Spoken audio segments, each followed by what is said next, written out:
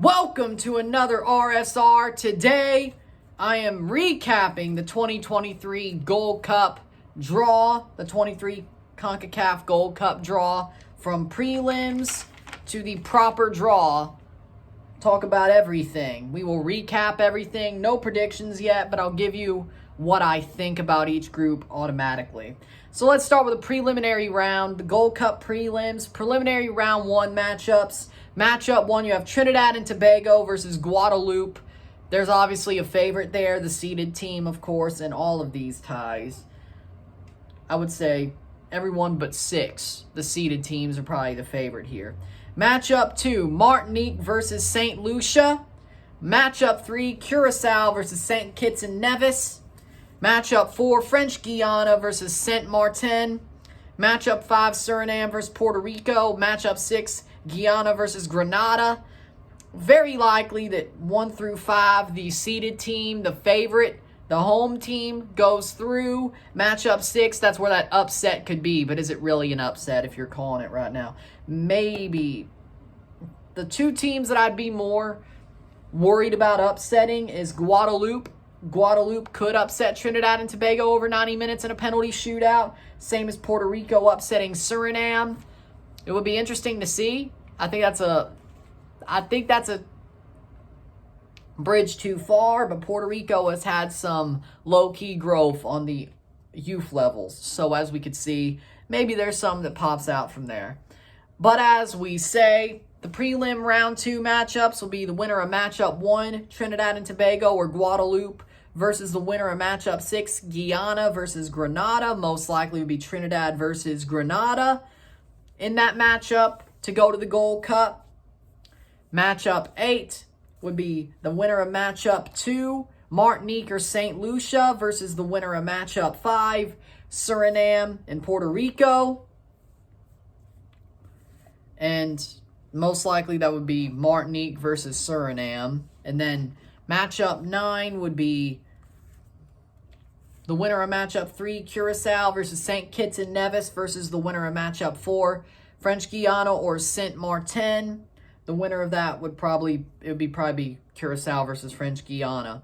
But just in case I don't predict the prelims, I don't remember if I am. So if I have to just reiterate a couple of months later, it is what it is. But maybe I'm predicting them all together. I don't know. But I'll do it right now. The prelims I'll actually predict.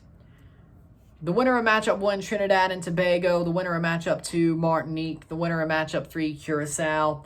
Winner of matchup 4, French Guiana. Winner of matchup 5, Suriname. Matchup 6, Grenada, which would have it being Trinidad and Tobago versus Grenada, Martinique versus Suriname, and Curacao versus French Guiana. I have Trinidad and Tobago beating Grenada. I have Suriname beating Martinique, and Curacao beating French Guiana. So that would mean Trinidad and Tobago, Suriname, and Curacao to the Gold Cup. Which, as it stands, if that was to happen, that would mean U.S.'s group would get Curacao, Costa Rica's group would get Suriname, and Canada's group would get Trinidad and Tobago, which that would be interesting. So back to the actual groups. There's no predictions here. I know I'm predicting this closer to the tournament. And there could be some stuff that changes. Group A, and I'll give you my thoughts on each group. Group A, United States, Jamaica, Nicaragua, and the winner of prelim 9, Curacao, St. Kitts, French Guiana, or Saint Martin. Most likely Curacao, but it could be the other 3. I think Curacao may have a chance in this group if it's Curacao. I think they could. Of course, Jamaica and United States are the favorites, but I wouldn't put it past Curacao. They could have a moment. Basically, it's a very chalky group with a possibility of it going rogue. You know, it's not a cut and dry group, but it's also not a wild group. There is a possibility that that second place team doesn't end up being Jamaica, and there's a possibility it goes rogue, but it's a very even group between the non-United States teams, if I'm being honest. I think it's a very even group. United States should win it. That's no question. And I would probably predict them to win, even if things massively change. Even if Hudson's still the manager, which I think he should be the permanent manager.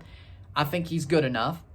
You look at the football being played in that group, you have three teams, not group, but teams, who could beat each other and cause a lower point total being that second place team. Should it be Jamaica? Yes. Could it be Curacao? Yeah. Could it? Maybe. Could this go rogue on that second place? Yeah. Could U.S. drop some points? Maybe to Jamaica. I mean, Jamaica did nearly beat Mexico at the Azteca. I think U.S. is better than that, but let's just say in a neutral venue, most likely. Things could happen. But Group A, definitely a even group that could go rogue. But I think it should go chalk. But there's a possibility it goes rogue. But if things change, that could open up the possibility, lane more of it going rogue. Group B. Mexico, Haiti, Honduras, and Qatar. Honduras gets Qatar again. Yeah, because it was Honduras, Panama, Qatar, and Grenada, I think?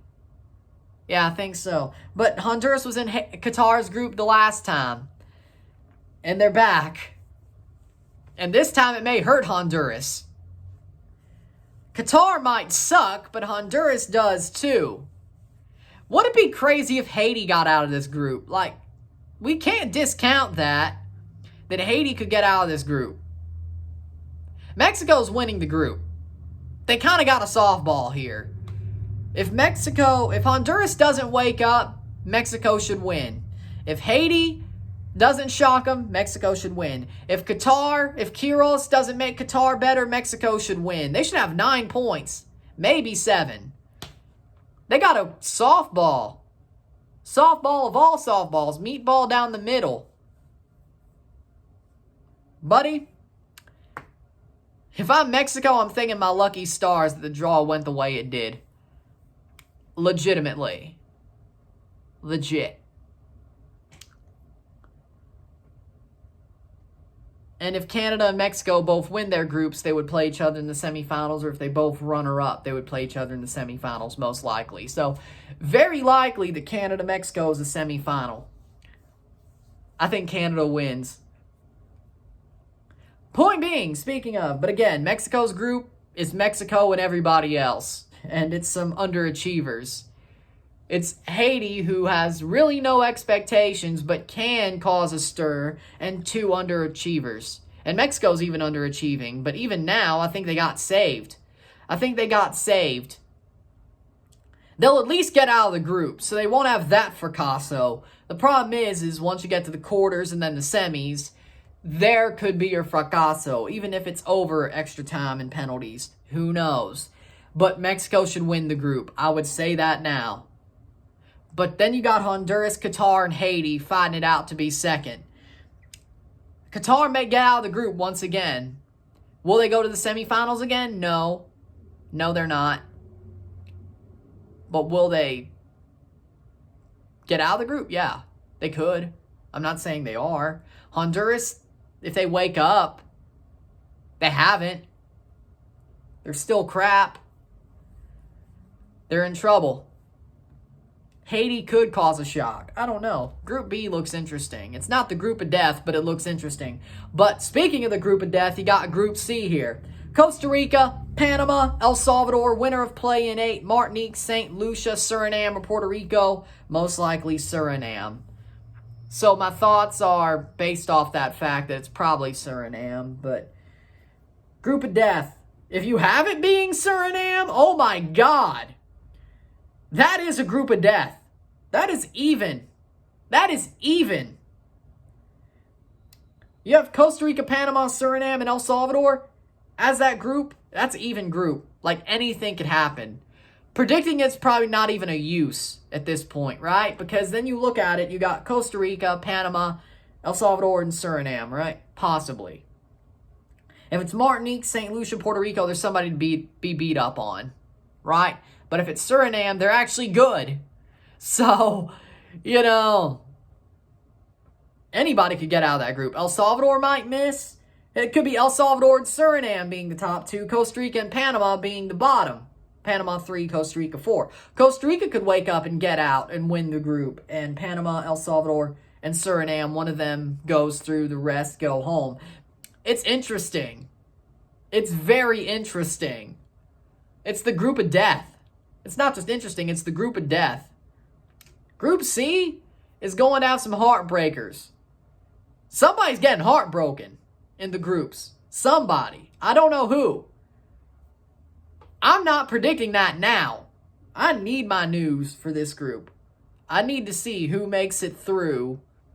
Yeah, that's probably why I'm predicting them separately if there is double predictions, because of the prelims.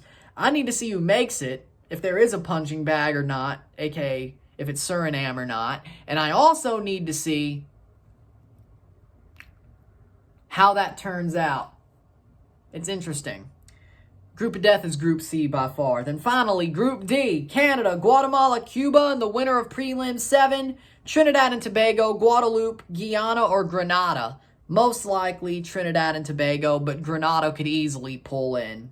This one's where it's kind of has a 2, where it's like, you know, it could be either or, but it's probably an obvious 2.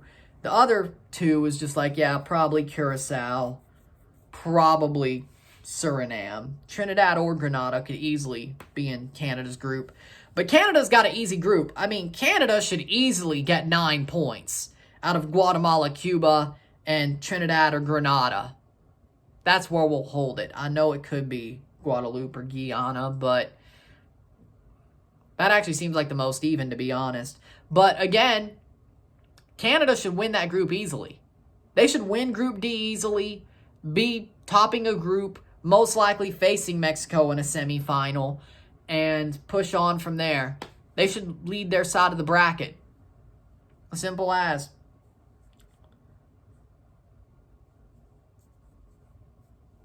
Right, yeah. The winner of Group A and Group C is on the other side of the bracket. So it would be the runner-up of Group A and Group C against Group B and Group D on that part of the bracket. Yeah, Canada should run their own side of the bracket. Like, that's the bare minimum expectation. 9 points and run your side of the group and be in the catbird seat to go to the final. That's what I see here. Simple as. Guatemala, Cuba, and the prelim winner. I think Guatemala or the prelim winner has a better chance of getting second. I think Cuba's probably going to be the bottom of the group. I think Cuba will be a punching bag again. They did win their group in Nations League, but again, that was Group B. That was League B. So that's probably the decision, right? It's like, hey, yeah, that was League B. You went down the first time, and you were a punching bag then and that Gold Cup in 19. So I don't even think they made the 21 Gold Cup, did they? Yeah, they made their return. I don't think they won their prelim. I'll check, though, but I don't think they did.